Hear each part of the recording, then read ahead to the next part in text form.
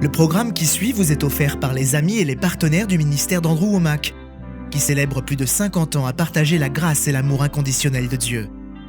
Ça a été une aventure extraordinaire pour moi. Dieu m'a transformée alors que j'écoutais le message de la grâce au travers d'Andrew Wommack. Bienvenue dans notre émission La vérité de l'Évangile avec Andrew Wommack, un ministère d'enseignement qui se concentre sur l'amour et la grâce inconditionnelle de Dieu. Et maintenant, place à Andrew pour un enseignement sur la parole de Dieu qui transforme les vies, à propos de la grâce, la puissance de l'Évangile. Bienvenue dans notre émission La vérité de l'Évangile. Aujourd'hui, j'arrive vers la fin de ma 4e semaine à enseigner au travers de l'Épître aux Romains. Et je peux vous dire que ça a été puissant. Si vous avez manqué ne serait-ce qu'une partie de ces émissions, je vous encourage à vous procurer nos ressources. J'ai un livre, un commentaire biblique, un commentaire relié que j'écris au sujet du livre aux Romains. J'ai des CD, des DVD, un guide d'études. Et il vous faut absolument saisir ces vérités. C'est vraiment puissant.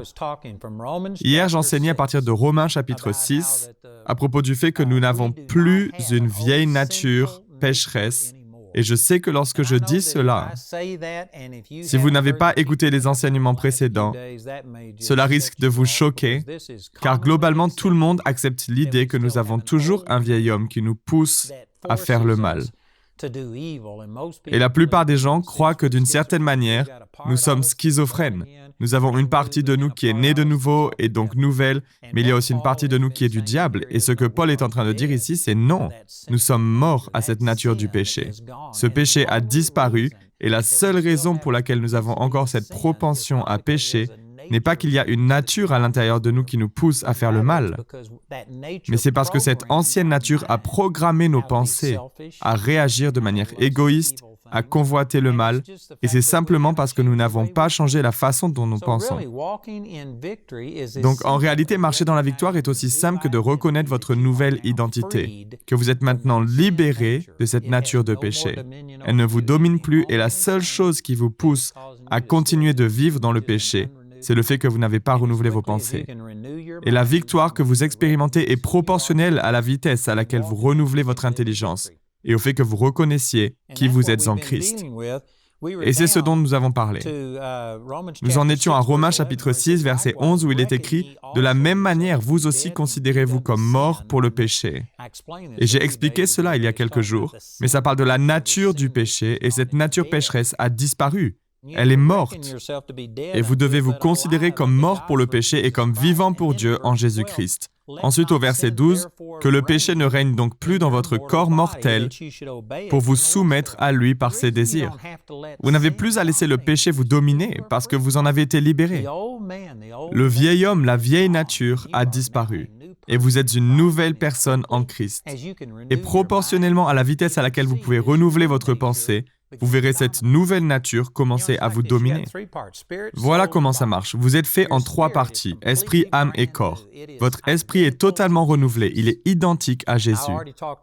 J'ai déjà parlé de certaines de ces choses. Mais si vous alignez vos pensées, que vous renouvelez votre intelligence, alors vous êtes en 3 parties et c'est 2 contre 1. Et si votre âme est alignée avec votre esprit, alors la vie qui est dans votre esprit, cette nouvelle vie, la nouvelle nature, l'amour, la joie, la paix, toutes ces choses jailliront de votre corps. Mais si vos pensées s'alignent avec votre corps, alors même si vous avez la vie de Dieu et que vous êtes une nouvelle création à l'intérieur, vous serez dominé par les choses qui viennent de l'âme, les choses des domaines physiques et naturels plutôt que par les choses de l'esprit. Donc, ceci est très simplifié peut-être, mais c'est quand même comme cela que ça fonctionne. Vous avez été libéré, vous êtes une toute nouvelle personne en Christ lorsque vous faites de Jésus-Christ votre Seigneur. Vous êtes devenu une nouvelle personne et maintenant il faut tout simplement renouveler vos pensées. Et à mesure que vous renouvellerez vos pensées, vous pourrez discerner quelle est la volonté de Dieu, ce qui est bon, agréable et parfait. C'est ce qui est écrit dans Romains chapitre 12 au verset 2. Il est dit « Ne vous conformez pas au monde actuel, mais soyez transformés par le renouvellement de l'intelligence, afin de discerner quelle est la volonté de Dieu, ce qui est bon, agréable et parfait. » De manière générale, le corps de Christ n'a pas compris les choses que Paul affirme ici. Il croit que Dieu possède toute cette puissance, Dieu peut tout faire, mais qu'il n'a rien fait, donc il prie et demande à Dieu de les guérir. de les bénir. Ils demandent à Dieu de faire toutes ces choses, alors que la Bible dit dans 1 Pierre 2, 24, c'est par ces blessures que vous avez été guéris. Si nous avons été guéris, alors pourquoi demandons-nous à Dieu de nous guérir? C'est parce que vous regardez seulement aux choses physiques et naturelles. Vous ne comprenez pas que dans votre esprit, vous possédez la même puissance que celle qui a ressuscité Jésus-Christ d'entre les morts, et qu'elle habite dans votre esprit. Cela est écrit dans Éphésiens chapitre 1, versets 18 et 19. Vous possédez déjà cette puissance en vous. Vous n'avez pas besoin que Dieu vous guérisse. Vous devez renouveler vos pensées et apprendre à libérer la puissance de Dieu qui habite à l'intérieur de vous. Et les gens diront « Oh, Dieu, viens me bénir, bénis-moi » alors que la Bible dit dans Éphésiens 1, 3 que vous êtes déjà bénis de toute bénédiction spirituelle dans les lieux célestes en Christ. Vous n'avez pas besoin que Dieu vous bénisse. Vous avez besoin de renouveler votre intelligence et de découvrir au travers de la parole de Dieu ce que Dieu vous a déjà donné. Vous êtes mort au péché, vous êtes libre de la domination de cette vieille nature pécheresse. Et la seule raison pour laquelle les chrétiens vivent dans le péché et la défaite est parce qu'ils n'ont pas reconnu leur nouvelle identité. Ils continuent à vivre comme ils ont été programmés par leur vieille nature du péché avant leur nouvelle naissance. C'est pour cela que Jésus dit dans Jean chapitre 8, verset 32, « Vous connaîtrez la vérité, et la vérité vous rendra libre. » Au moment de votre nouvelle naissance, vous êtes complètement transformé à l'intérieur. Mais cette transformation se manifestera que lorsque vous connaîtrez la vérité. Ce que je dis là est presque trop beau pour être vrai, mais c'est la raison pour laquelle il dit que le péché ne règne donc plus dans votre corps mortel. Vous savez que la plupart des gens diront « Eh bien, ce n'est pas réaliste, tu ne peux pas t'empêcher de pécher. » En réalité, si, vous le pouvez. Il dit que le péché ne règne plus dans votre corps mortel. Cependant, de nombreux chrétiens diront « Oh, vous savez, vous êtes juste un vieux pécheur de nature. » Mais vous avez été changé. Ce qui est sûr, c'est que je ne connais personne qui vit parfaitement. Et ce n'est pas parce que nous en sommes incapables. C'est parce que nous ne passons pas beaucoup de temps à renouveler nos pensées. Alors que vous vous donnez entièrement aux choses de Dieu, je crois que vous pouvez expérimenter une vie libre du péché et de toutes ces choses. Vous savez, je ne suis pas un exemple parfait et je n'essaie pas de le faire croire, mais je vois le changement que Dieu opère en moi. Il y a des gens qui ont tenté de me tuer, j'ai été kidnappé, j'ai été calomnié, on m'a craché dessus. J'ai subi ce genre de choses. Et dans le naturel, je peux vous garantir que j'aurais réagi, que j'aurais été dans l'amertume, en colère, et j'aurais fait du mal aux gens. Mais j'ai appris à tendre l'autre joue, comme l'a dit Jésus. Et j'ai continué à aimer les personnes qui me critiquaient. Certaines d'entre elles sont même devenues de bons amis. J'ai pu continuer à aimer des gens qui n'étaient pas aimables. Humainement, je n'aurais pas pu les aimer, vu la manière dont ils me traitaient. Et ce que je veux dire, c'est que j'ai vu la transformation de Dieu en moi. Je crois que dans mon esprit, je suis identique à Jésus et il a dit « Père, pardonne-leur, car ils ne savent pas ce qu'ils font. » Je crois que j'ai ce même esprit à l'intérieur de moi. Je ne m'y soumets pas toujours, mais je crois avoir suffisamment vu la puissance et l'amour de Dieu, ainsi que son pardon agir à travers moi, pour savoir que ce n'est pas moi. Je sais que c'est mon être né de nouveau et vous pouvez y arriver. Vous n'êtes pas obligé de permettre au péché de régner dans votre corps mortel. Et ensuite, au verset 13, il dit « Ne mettez plus vos membres au service du péché, comme des instruments de l'injustice, mais au contraire, livrez-vous vous-même à Dieu comme des morts revenus à la vie, et mettez vos membres à son service, comme des instruments de la justice. » À nouveau, il y a tellement de personnes qui disent « Mais vous ne pouvez pas vous en empêcher, c'est dans votre nature. » Non, ici, il est dit que vous avez le choix. Vous pouvez choisir. Il ne serait pas juste de nous demander de ne pas céder au péché si nous ne pouvions pas le faire. Il ne serait pas juste de nous demander de ne pas permettre au péché de régner dans nos corps mortels si nous ne pouvions pas le faire. Vous avez été délivrés de la domination de cette nature pécheresse. Rien ne vous oblige à le faire, sauf votre pensée non renouvelée. Lorsque vous changez la manière dont vous pensez, vous changez également la manière dont vous agissez. Au verset 14, en effet, le péché n'aura pas de pouvoir sur vous, puisque vous n'êtes plus sous la loi, mais sous la grâce. Il est triste de constater que la plupart des chrétiens ne peuvent pas dire que cela est une réalité dans leur vie. La plupart des chrétiens permettent toujours au péché de les dominer, parce qu'ils ne comprennent pas ce que Dieu a fait pour eux. Ils ont gardé une mentalité semblable à celle de l'Ancien Testament, basée sur la loi. Ils pensent que les choses vont s'améliorer, qu'ils seront changés dans le futur. Ils ne comprennent pas que le changement a déjà eu lieu. Il vous faut comprendre ces choses correctement. La grâce ne vous conduit pas à pécher, elle vous conduit loin du péché. C'est vraiment puissant. Et ceux qui entendent cela, ils prennent la grâce de Dieu comme une excuse pour dire « Je vis dans le péché, mais ce n'est pas grave parce que Dieu m'aime par grâce. » Alors vous ne comprenez pas la grâce que la Bible enseigne, parce qu'il est écrit ici que par la grâce de Dieu, le péché n'aura pas de pouvoir sur vous, parce que vous n'êtes plus sous la loi, mais sous la grâce. Au verset 16, et j'ai déjà utilisé ce verset, mais voici la deuxième raison donnée par Paul dans ce chapitre, pour laquelle vous ne devez pas vivre dans le péché. La première raison est que votre nature a été changée.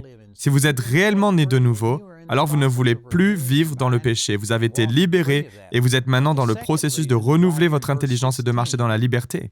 Mais la deuxième raison est donnée ici au verset 16 et il est dit « Ne savez-vous pas que si vous vous livrez à quelqu'un comme esclave pour lui obéir, vous êtes les esclaves du maître à qui vous obéissez, soit du péché qui conduit à la mort, soit de l'obéissance qui conduit à la justice. » Donc cela nous donne la deuxième raison.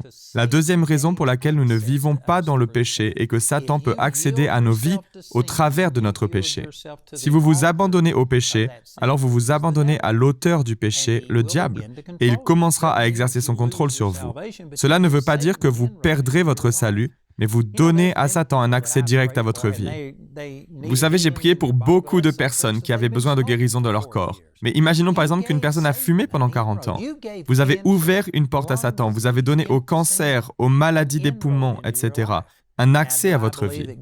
Maintenant, est-ce que je crois que Dieu vous pardonne et veut vous guérir? Oui. Mais à certaines occasions, j'ai amené les gens à dire, vous savez, vous devez demander pardon pour le fait d'avoir détruit votre corps. Vous avez donné à Satan un accès. C'est plutôt évident lorsque vous voyez quelque chose de physique, comme un fumeur ou autre. Mais émotionnellement et spirituellement, nous faisons la même chose. Au travers du non-pardon, nous permettons à la maladie et la mauvaise santé d'entrer dans notre vie. Et il y a eu des moments où j'ai dit aux gens, vous savez, il vous faut pardonner cette personne. Satan utilise ce non-pardon pour vous maintenir dans la servitude. Une fois, j'ai prié avec une femme qui avait de l'arthrite. Elle se déplaçait à l'aide d'un déambulateur.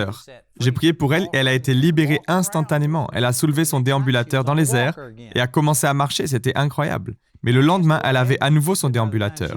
Et je lui ai demandé ce qu'il s'était passé et elle a dit que le temps qu'elle rejoigne sa voiture, elle était à nouveau pleine de douleur. Elle est donc revenue à demander la prière à nouveau.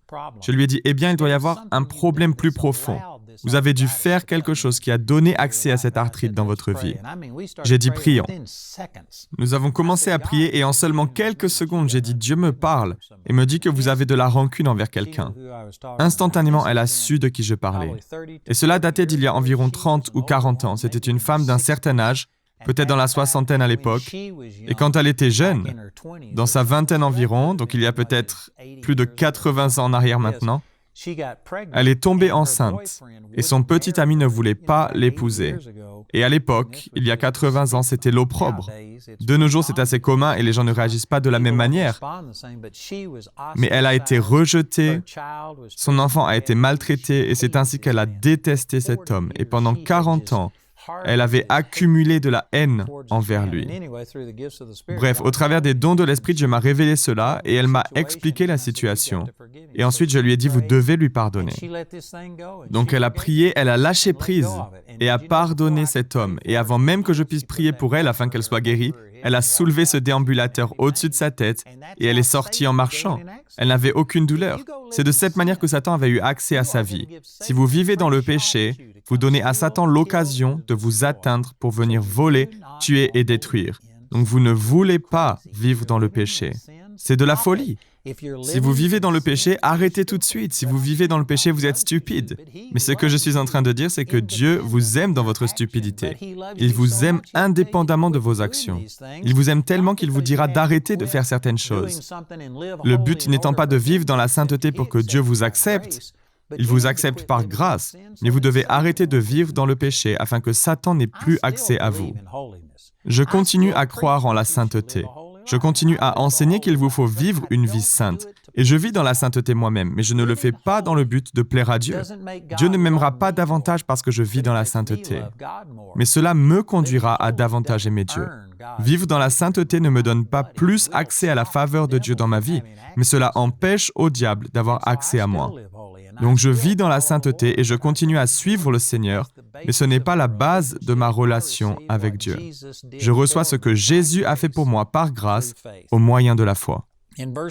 Au verset 17, il est écrit « Mais que Dieu soit remercié, alors que vous étiez esclaves du péché, vous avez obéi de tout cœur au modèle d'enseignement auquel vous avez été confiés. Et une fois libérés du péché, vous êtes devenus esclaves de la justice.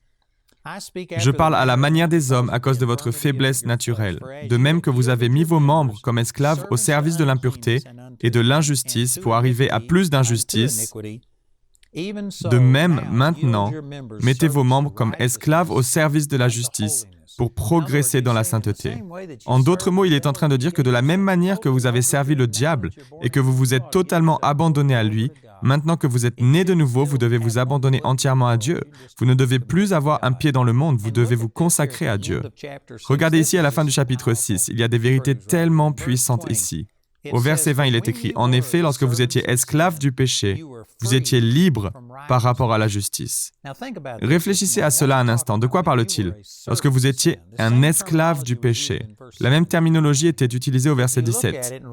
Si vous le lisez dans son contexte, cela parle de la période avant votre nouvelle naissance, avant que vous ne deveniez un enfant de Dieu. Vous étiez libre par rapport à la justice. Et lorsqu'il dit que vous étiez libre par rapport à la justice, cela ne signifie pas que vous ne faisiez rien de bon. Même avant votre nouvelle naissance, vous faisiez de bonnes choses. Vous avez peut-être aidé quelqu'un à traverser la rue, vous avez été gentil envers quelqu'un, vous pratiquiez le bien. Il n'est pas en train de dire que vous ne pouviez rien faire de bon, mais ce qu'il dit, c'est qu'avant votre nouvelle naissance, votre bonté était incapable de changer votre nature pécheresse. Vous étiez par nature un enfant du diable et il vous fallait naître de nouveau. Votre bonté ne pouvait pas changer votre méchanceté. Et je pense que tout le monde est d'accord avec cela. C'est exactement ce dont parle Romains chapitre 6, verset 20. Et ensuite, au verset 21, il est écrit « Quels fruits portiez-vous alors?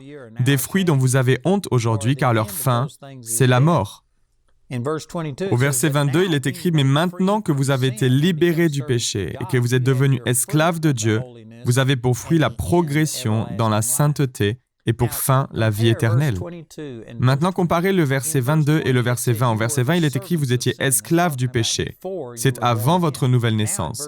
Maintenant, au verset 22, il parle du fait de devenir serviteur de Dieu, donc il s'agit d'après votre nouvelle naissance.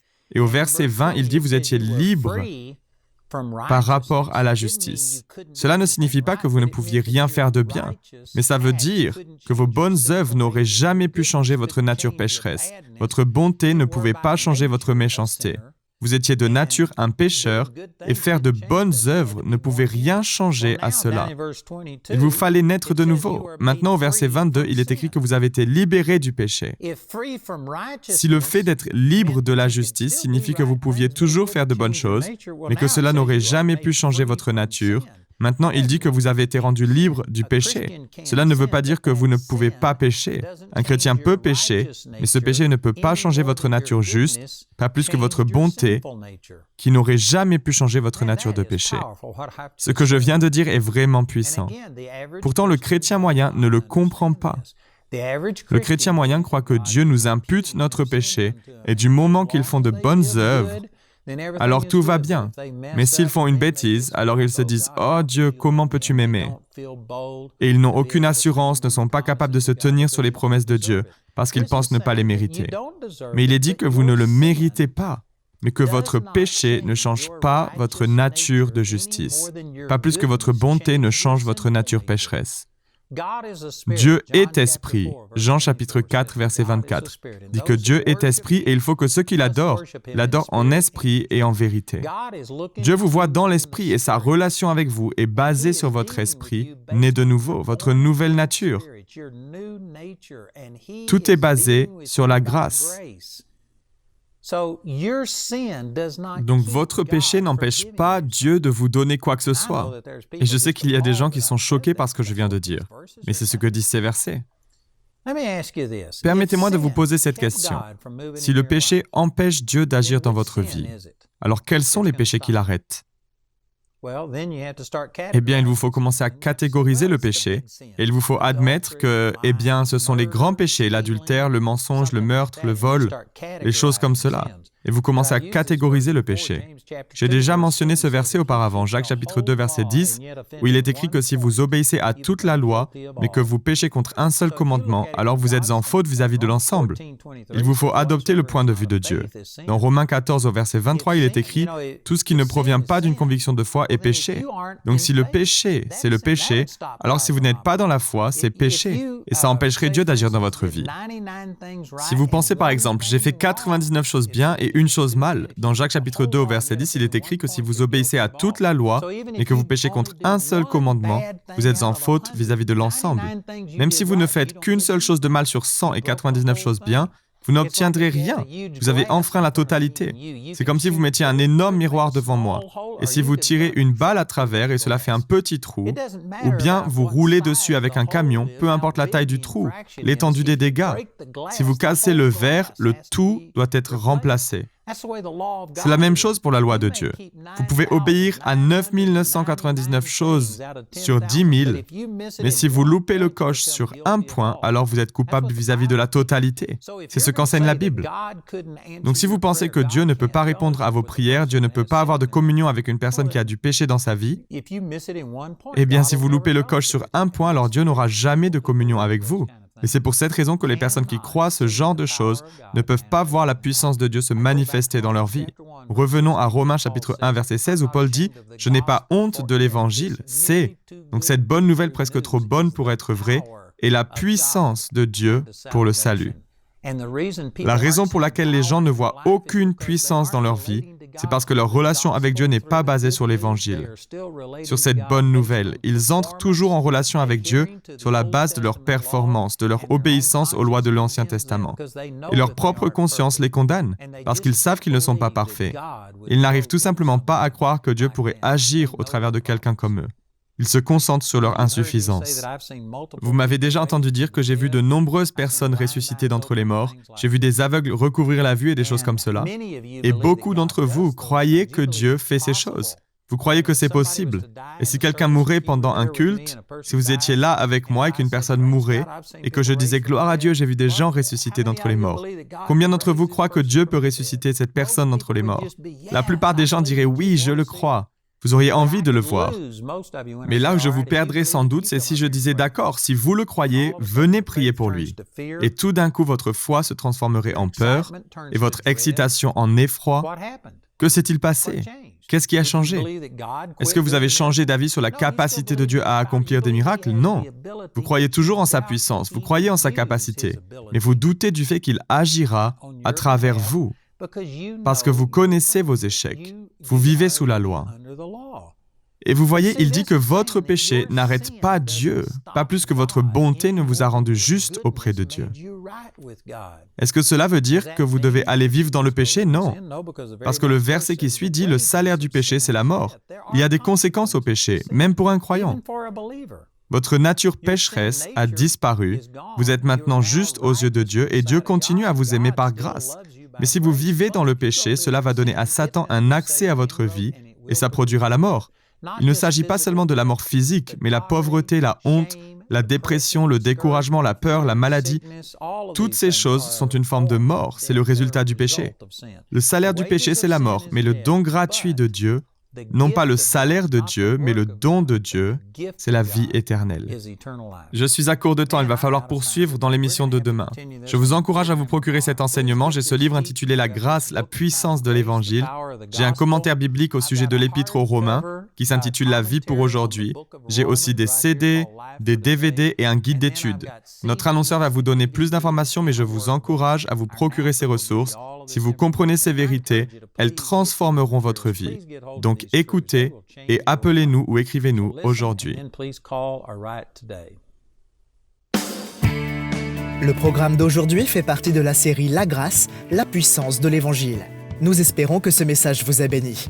Notre ligne téléphonique est ouverte aux heures indiquées à l'écran. Appelez-nous si vous avez des questions sur ce programme, si vous avez besoin de prières ou si vous désirez commander l'un de nos enseignements. Vous pouvez nous contacter au numéro qui s'affiche à l'écran. Ce programme a été rendu possible grâce au soutien financier de nos partenaires. Si vous souhaitez devenir partenaire, vous pouvez le faire en appelant ces mêmes numéros. La prochaine fois dans la vérité de l'Évangile. C'est très simple. Il est dit que si vous êtes marié, vous êtes lié par la loi. Et bien sûr, c'était à une époque où les femmes, vous savez, étaient vraiment dominées par leur mari.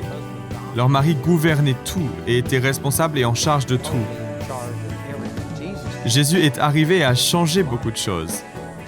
Jésus est la meilleure chose qui soit arrivée aux femmes. C'était la liberté des femmes, amen. Il y a 2000 ans. Mais quand cela a été écrit, les hommes dominaient et la femme n'avait pas le droit d'en épouser un autre si elle était liée à ce mari. Mais si le mari mourait, alors elle était totalement libre de se remarier. Et il utilise cela comme une comparaison avec nous, pour dire qu'avant notre nouvelle naissance, nous étions liés à la loi. Notre nature pécheresse était sous la domination et le contrôle de la loi. Dieu a donné la loi à l'homme pécheur afin de restreindre et de retenir cette nature pécheresse. La peur du châtiment empêchait l'homme de commettre autant de péchés. Mais une fois que vous venez à Jésus, votre vieil homme disparaît. Et vous êtes maintenant libre de la loi et vous n'êtes pas lié par la loi. Vous n'êtes plus sous son jugement et sa punition. C'est l'idée qu'il veut mettre en avant. C'est tellement puissant. Vous savez, si vous pouviez imaginer qu'une femme, d'une façon ou d'une autre, parvenait à se remarier tout en étant toujours mariée à son mari précédent, pouvez-vous imaginer la culpabilité, la condamnation? La loi, le gouvernement pourrait porter des accusations contre elle et ce genre de choses. Mais si le mari est mort, c'est une toute autre histoire. Rejoignez-nous prochainement pour plus de la vérité de l'Évangile.